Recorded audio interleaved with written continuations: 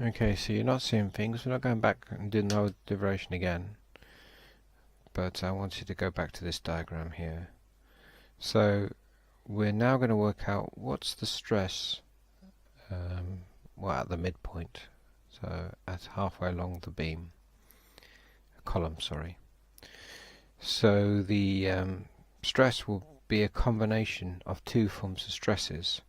We've got the internal stress being applied that's pushing against the stress here, and this is, don't forget, this point here is my neutral axis. We're going to have a bending moment stress caused. So this is turning anti-clockwise, so we're going to have even more stress that's going to be appearing at the top, isn't it? So our stress therefore is going to be a combination of two stresses,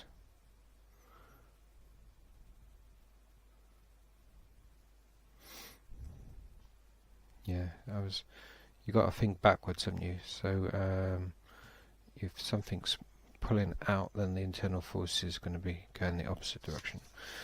So ignoring signs, the stress will be caused by the force being applied, so the internal direct stress plus a bending moment stress, which will be the internal stress I've got there. So that's my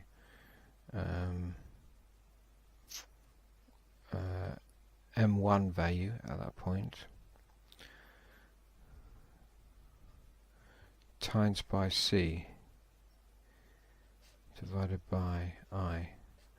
So we've got direct stress and the bending stress. So that's coming from Mi, remember this formula, Y, so we can't use Y again, because we're using Y to tell us what the deflection is away from our point load, where how far the beam's deflecting. So I'm using C here. Okay. Don't know why, but all the books like to use little c. So, what can I say next?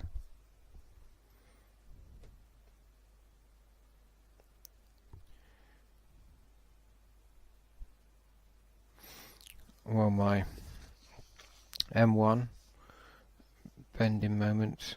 Okay, I'm going to be a bit naughty, ignore signs and stuff. We're just looking for the maximum stress. So we take these to be positives.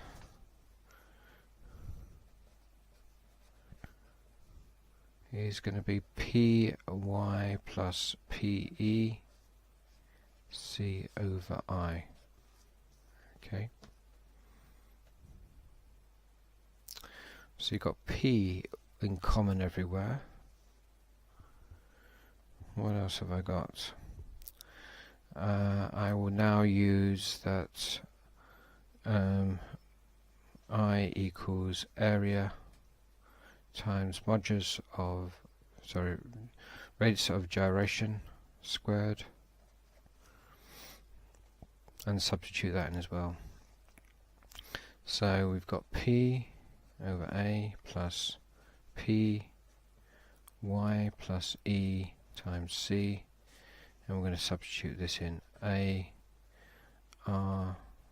I like to use RG so to make the point that we're not using the actual radius but the modulus of radius of gyration. Okay, so we've got PA, which is common, and that's going to give me 1 plus Y plus E times C over R G squared. Okay. So the y value we need, so we're at max, so we need to use the y max value here.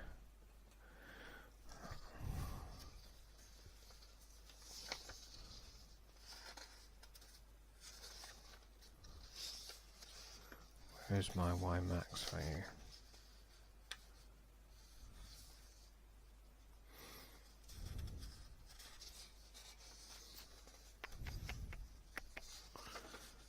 Here we go, this one. So this is going to be my y max value that I'm going to substitute in. P over A 1 plus all of this. Open bracket E sec pi over 2 big P over P critical, take away 1. So that's my y plus whoopsie daisy, bracket is there's a bracket, so yeah, and then plus E, close the bracket, times it by C, divided by R squared G, close that bracket. So you can see P over A 1, multiply through the E there, and we're going to have E sec bloody bloody blah, and then E take away minus 1, so that becomes minus E. So we're going to have minus E, and then we're going to have plus E, so those two are going to cancel. So it ends up with E times C.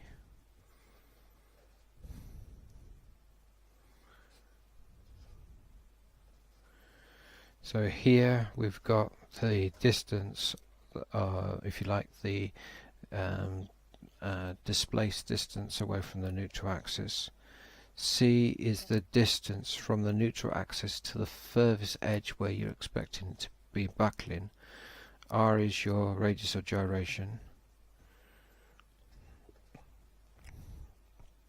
And then you've got your sec function.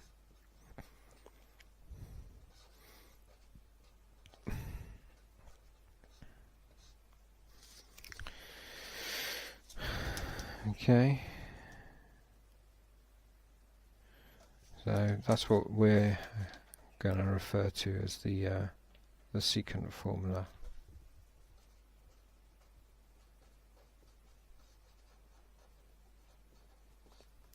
I suggest that you use it in this form, where you work out your buckling force with a load located at the neutral axis, and then you work out the actual load that you're working for the particular problem that you're going to be doing, which will always have to be a bit below the load that you're applying at the buckling value there.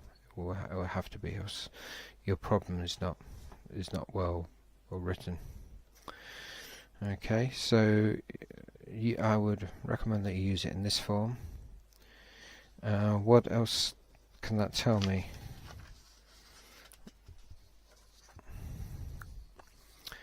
You can see that if we make E go back to 0, then the maximum stress is just going to be the force being applied divided by the cross-sectional area, as we would expect. What else? That's about it, really.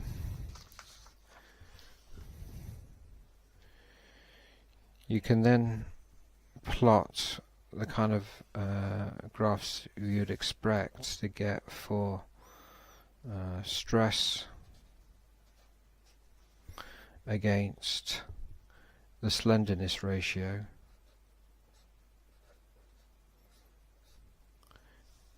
So if we go back and do a plot for Euler's formula, remember you're going to get something which is proportionate to 1 over x squared. So this is my x squared, obviously.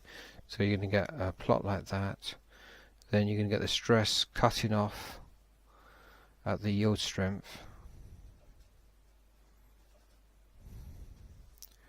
and then that's what the plot that you need for you need your stress to be below this line for your structure to be safe. The left of this pen, your structure is going to get basically squashed and it'll fracture. Right of this pen, we're predicting that your structure is going to buckle, okay, if the stress goes above that line. Now if you look at the eccentric case loading, you can do plots of the EC divided by R squared term here. So you can set this in effect to values. If the maximum value that you could have would be a ratio of 1, and I suppose the reason for that would be because I guess that would be setting E to be right at the edge of the column, and your radius of gyration, you'd have to have a column such that the radius of gyration was also at the edge. So that seems to be the largest value you could have. So if you had EC over R squared equals 1, then the plot would look quite flat.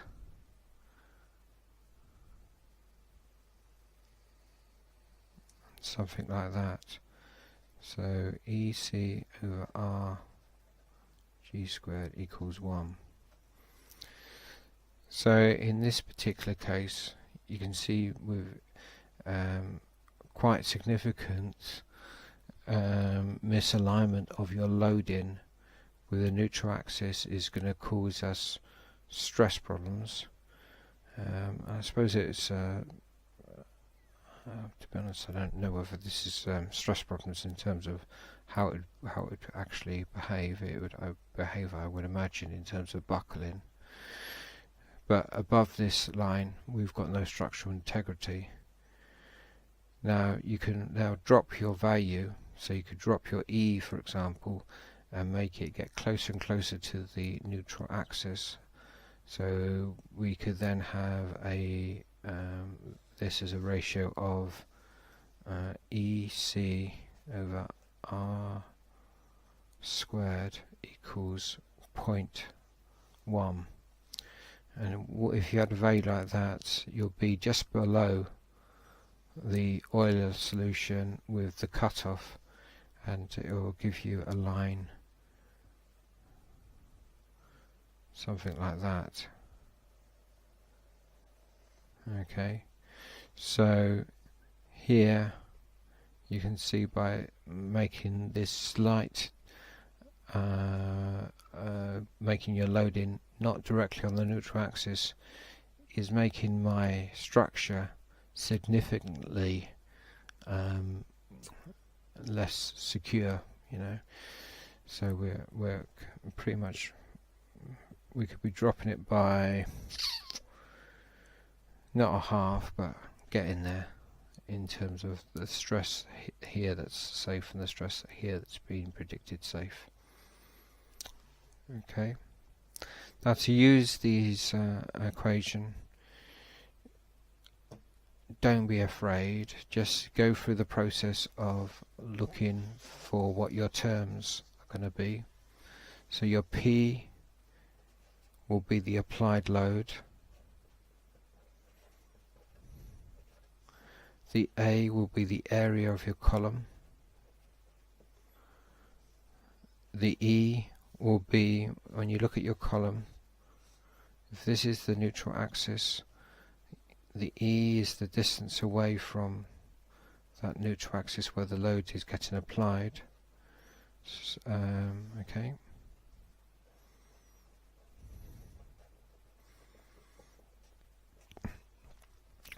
C is the distance from the neutral axis. So in this particular case, we're going to assume buckling to be occurring off in this way, yeah.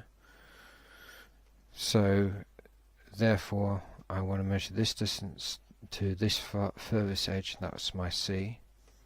So C is a little bit like when you were doing